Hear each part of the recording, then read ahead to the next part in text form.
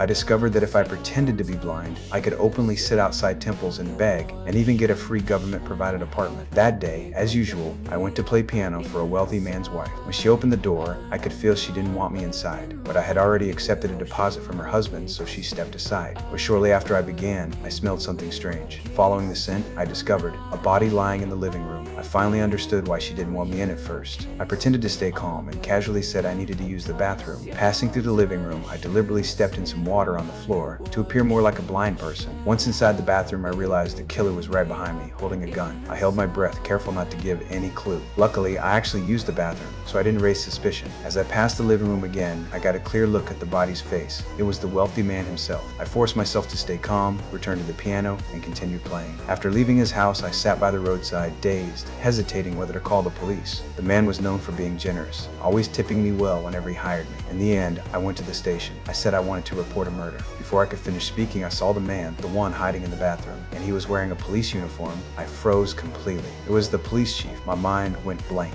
Luckily, I reacted fast and quickly changed my story, saying my cat had been killed. The chief's gaze was cold as a knife. He had just killed someone, and the only witness me was reporting it. He clearly suspected I wasn't actually blind. He insisted on personally taking me home. Once inside, he noticed a newspaper on the table. I said it was used to line the litter box, but he clearly didn't believe me. He kept testing me, even throwing a small knife near my head. I didn't move. Thankfully, he didn't see through me. The next day, the wealthy man's body was found floating by the river. His wife, Zimi, cried bitterly in an interview. She said he went out with $10 million in cash the day before. Police chief had already pinned the crime on a young man. I was called to give a statement. Listening to their fabricated report, my palms were sweaty.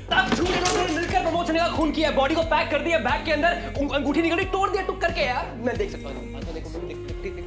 I wanted to stand up and tell the truth, but it was only a fantasy. I knew that if I spoke, I would end up like the wealthy man. I thought it was over. But then, a twist came. At the funeral, his wife went on and on about that night, not realizing someone else had seen it happen. The neighbor, an old lady. After the funeral, the lady went to the police saying the wealthy man's wife was lying. Not long after, the woman knocked on the old lady's door. I happened to be hired as a private tutor by the wealthy man's daughter. When the elevator doors opened, I saw with my own eyes the woman pushing the old lady down the stairs. My legs went weak, almost collapsing. I forced myself to stay calm, pretending I saw nothing. I didn't know if the lady was killed because she provided evidence. I thought the woman had gone mad, trying to eliminate everyone who knew the truth. I wanted to escape, but before I could step out, there was a knock at the door. It was her. She said she was hosting a memorial, inviting me to perform, and handed me a pastry. I didn't dare refuse, so I ate it. When I turned to pour coffee, I looked back. She was standing there wearing a skull mask. I jumped, but pretended I saw nothing. She poured a bottle of liquid into my cup in front of me. I had to act natural, said I was getting cookies, and deliberately spilled the cup. At that moment, she realized I wasn't blind at all. She pulled out a gun, aimed at me. I tried to explain I wouldn't tell